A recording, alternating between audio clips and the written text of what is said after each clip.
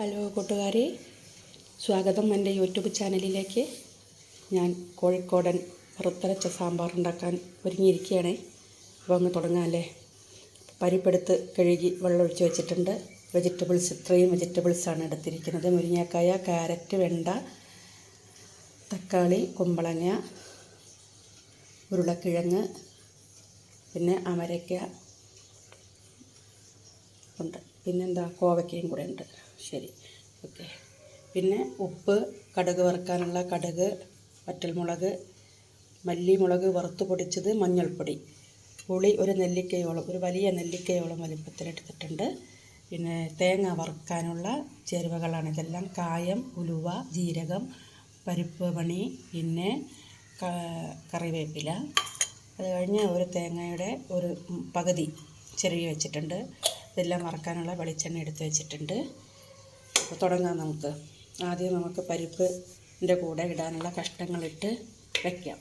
ഒറ്റ വിസിൽ മതി. അപ്പോൾ പരിപ്പും ഈ കഷ്ണങ്ങളും ആദ്യം അങ്ങ് വേവും. ഉരുളക്കിഴങ്ങ്, കോവയ്ക്ക, കുമ്പളങ്ങ, ഇത്രയും ചേരുവകൾ ആദ്യം അങ്ങ് ഇടാം. ക്യാരറ്റ് ഇടാം. ബാക്കിയെല്ലാം രണ്ടാമത്തെ ട്രിപ്പിൽ അരപ്പിൻ്റെ കൂടെ ഇടാം. ഇത്രയും ഐറ്റംസ് നമുക്ക് അരപ്പിൻ്റെ കൂടെ ഇടാം. അതിനോടൊപ്പം തന്നെ നമുക്ക് തേങ്ങ വറുക്കാനും കൂടെ തുടങ്ങാം. തേങ്ങ വറുക്കാൻ ഒരു ടേബിൾ സ്പൂൺ വെളിച്ചെണ്ണ ഒഴിച്ചിട്ടുണ്ട്. കാണുന്നുണ്ടോ? ഇതിലേക്ക് നമുക്ക് കായമിടാം.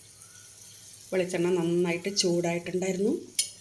അപ്പോൾ കായ നന്നായിട്ടൊന്ന് പൊരിഞ്ഞ് വരണം. ഇതാണ് നാടൻ രീതിയിലുള്ള ഞങ്ങളുടെ കോഴിക്കോട്ടുകാരുടെ സാമ്പാറിൻ്റെ കൂട്ടുകളൊക്കെ. പിന്നെ കഷ്ണങ്ങളുടെ അളവ്, മറ്റ് ചേരുവകൾ എല്ലാം നമ്മുടെ എത്ര ആൾക്കുണ്ടാക്കുന്നു അതനുസരിച്ച് ഉണ്ടാക്കാം. ബാക്കിയെല്ലാം ചേരുവകളെല്ലാം ഇത്രയാണ്. അളവിൽ മാത്രം വ്യത്യാസപ്പെടുത്തിയാൽ മതി. ജീരകം, ഉലുവ എല്ലാം ഇട്ടു. കായം ഒന്ന് നന്നായിട്ട് പൊരിഞ്ഞ് വരുന്ന സമയത്ത് നമുക്ക് ഇതിലേക്ക് തേങ്ങ ചേർത്ത് കൊടുക്കാം. തേങ്ങ ഒരു ഇളം ബ്രൗണിഷ് ആകുന്നത് വരെ നമ്മളൊന്ന് വറുത്ത് കൊടുത്താൽ. അപ്പോൾ കായം പൊരിഞ്ഞ് വന്നു. തേങ്ങ ഇട്ട് കൊടുക്കാം.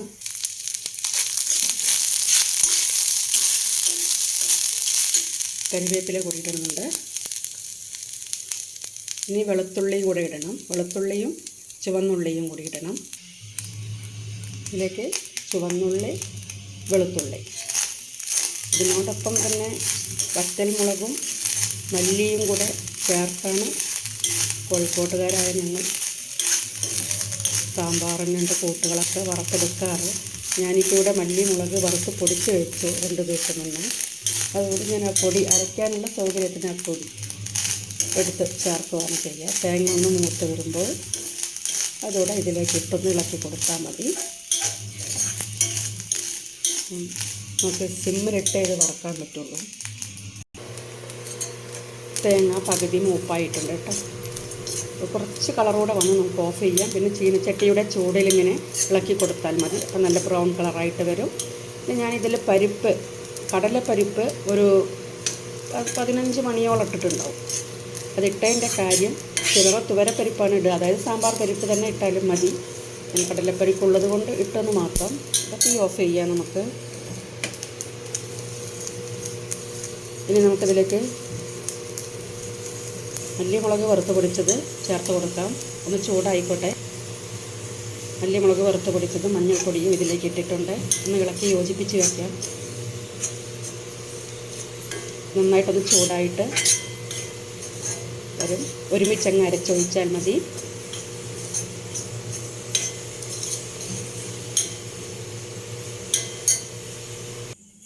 തേങ്ങ വറുത്തത് കോരി വെച്ചിട്ടുണ്ട്. നമുക്കത് ഒന്ന് ചൂട് മാറിയ ശേഷം പൊടിച്ചെടുക്കാം. നമുക്ക് ഇതേ ചീനച്ചട്ടിയിൽ തന്നെ ഒരു 2 ടീസ്പൂൺ വെളിച്ചെണ്ണയാണ് ഒഴിച്ചത്. അതിൽ വെണ്ടയും ഒരു സവാളയും കൂടെ അരിച്ച് വെച്ചിട്ടുണ്ടായിരുന്നു. അപ്പോൾ അത് രണ്ടും കൂടെ ഒന്ന് വഴറ്റിയെടുക്കാം. ഇത് വഴറ്റുന്നതിൻ്റെ കാര്യം, വെണ്ട നേരിട്ടിടുമ്പം അതങ്ങ് വെന്ത് കഴിയുമ്പോൾ കൊഴുപ്പായിരിക്കും വല്ലാതെ. അപ്പോൾ അതൊന്ന് വാട്ടിയിട്ട് കഴിഞ്ഞാൽ ചെറുതായിട്ടൊന്ന് വഴറ്റിയാൽ മതി. സവാളയും വെണ്ടയും നന്നായിട്ടൊന്ന് വഴറ്റിയെടുക്കാം. നന്നായിട്ടൊന്ന് ഇളക്കി യോജിപ്പിച്ച് ഒരല്പം ഉപ്പ് കൂടെ ഇട്ട് കൊടുത്താൽ മതി. ഇത്രയും ഉപ്പ് ഇതിലിട്ടത് കൊണ്ട് ഇതെല്ലാം മിക്സ് ചെയ്ത് കഴിഞ്ഞിട്ട് നമ്മൾ സാമ്പാറിൻ്റെ ഉപ്പ് നോക്കിയിട്ട് വേണം ഇനി ഉപ്പിടാൻ. ഇത്ര ഇട്ടത് കൊണ്ട് ഇതിന് ആവശ്യമുള്ള ഉപ്പ് പിന്നെ നോക്കിയ ശേഷം ഇട്ടാൽ മതി.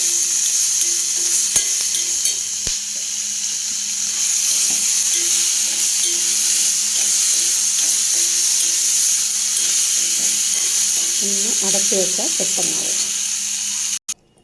പരിപ്പും കഷ്ണങ്ങളെല്ലാം വെന്തിട്ടുണ്ട്. ഇതിലേക്ക് നമുക്ക് തക്കാളി, പച്ചമുളക്, അമര, മുരിങ്ങക്കായ ഇട്ട് കൊടുക്കാം. അതോടൊപ്പം തന്നെ വഴറ്റി വെച്ചിരിക്കുന്ന വെണ്ട, സവാളയും കൂടെ ഇട്ട് കൊടുക്കാം. സവാളയുടെ കളറിലൊരു മാറ്റം നമ്മൾ മല്ലി, മുളക്, തേങ്ങ വറുത്ത് അതേ ചട്ടിയിൽ തന്നെ വഴറ്റിയത് കൊണ്ടാണ് കേട്ടോ, കരിഞ്ഞതല്ല. ഇതിൻ്റെ ഡിസ്ക്രിപ്ഷൻ ബോക്സിൽ ഇടുന്നുണ്ട് ചേരുവകളെല്ലാം.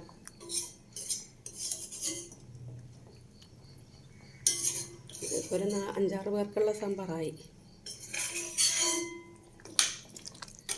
ഇനി നമുക്കിതിലേക്ക് പുളിവെള്ളം ഒഴിക്കണം. തേങ്ങ വറുത്തത് അരച്ചിട്ടുണ്ട്, അതൊഴിക്കണം. ഉപ്പിടണം.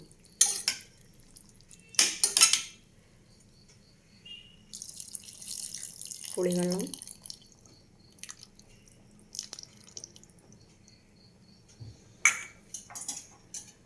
ഉപ്പ് കുറച്ചിട്ടാൽ മതി. ഈ തേങ്ങ ഒഴിക്കാനുണ്ട്. തേങ്ങ അരച്ച് വെച്ചിട്ടുണ്ട്, ഒഴിക്കാം. പിന്നെ ഇതിലേക്കുള്ള കടുകും കൂടെ വറുത്ത് റെഡിയാക്കി വയ്ക്കാം. കടുക് വറുക്കാനുള്ള ചേരുവകളെല്ലാം ഇവിടെ ഉണ്ട്. എല്ലാവരും എൻ്റെ വീഡിയോ കണ്ട് എന്നെ ഒന്ന് സപ്പോർട്ട് ചെയ്യണം. എൻ്റെ ചാനലൊന്ന് സബ്സ്ക്രൈബ് ചെയ്യണം. ലൈക്കും ഷെയറും കമൻറ്റും എല്ലാം വേണം. അതുകൊണ്ട് എല്ലാവരും എന്നോടൊപ്പം നിൽക്കുമെന്ന പ്രതീക്ഷയുണ്ട്. സബ്സ്ക്രൈബേഴ്സ് ഇനിയും വേണം. സാമ്പാർ റെഡി ആയിട്ടുണ്ട്. അതിൻ്റെ കൂടെ തന്നെ അപ്പോൾ നമുക്ക് ഈ വറുത്ത് വെച്ചിരിക്കുന്ന കടുക് വറുത്തത്, മുളക്, കരിവേപ്പില എല്ലാം ഇതിലേക്ക് ഇട്ട് കൊടുക്കാം. അങ്ങനെ നമ്മുടെ സാമ്പാറിൽ എല്ലാം ഇട്ട് കഴിഞ്ഞപ്പോൾ അടിപൊളി സാമ്പാർ. അപ്പോൾ എല്ലാവരും ഇതുപോലെ ഒന്ന് തേങ്ങ വറുത്തരച്ച് സാമ്പാർ ഉണ്ടാക്കി നോക്കണം. നല്ല ടേസ്റ്റായിരിക്കും. പിന്നെ എണ്ണയുടെയൊക്കെ അളവ് ഞാൻ വളരെ കുറച്ചാണ് എടുത്തത്. ഇവിടെ അത്ര പറ്റാത്തത് കൊണ്ട്. ഇതിലും കൂടുതൽ എണ്ണ ഉപയോഗിക്കുന്നവരുണ്ടെങ്കിൽ അങ്ങനെ ചെയ്തോളൂ കേട്ടോ. തേങ്ങ വറക്കുമ്പോഴൊക്കെ ഞങ്ങളുടെ കല്യാണ സദ്യക്കൊക്കെ കോഴിക്കോട്ടുകാർ ഇതുപോലെ തേങ്ങ വറുത്തരച്ച സാമ്പാറാണ് ചെയ്യുന്നത്. ഒരല്പം ഉപ്പിൻ്റെ കുറവുണ്ട്. അപ്പോൾ ഞാനതിന് ഒരല്പം ഉപ്പിടുന്നുണ്ട്. തേങ്ങ വറുത്ത് അരച്ചതെല്ലാം വെക്കുമ്പോൾ നമ്മൾ ഉപ്പെല്ലാം ശ്രദ്ധിച്ചില്ലെങ്കിൽ. അപ്പോൾ നല്ല ഒരു സാമ്പാർ റെഡിയായി കഴിഞ്ഞു. ഇത് കൂട്ടി ഇഡ്ഡലീൻ്റെ കൂടെയോ ദോശയുടെ കൂടെയോ ഉത്തപ്പത്തിൻ്റെ കൂടെയോ ചോറിൻ്റെ കൂടെയും എല്ലാം ഈ സാമ്പാർ നല്ല രുചിയായിരിക്കും. അപ്പോൾ എല്ലാവരും സന്തോഷമായിട്ട് ഇരിക്കുകയാണെന്ന് വിചാരിക്കുന്നു. സ്നേഹത്തോടെ സന്തോഷത്തോടെ ഈ വീഡിയോ ഇവിടെ കഴിഞ്ഞു. അടുത്ത വീഡിയോയായിട്ട് ഞാൻ വരാം. അതുവരെ താങ്ക് യു ഫോർ വാച്ചിങ്.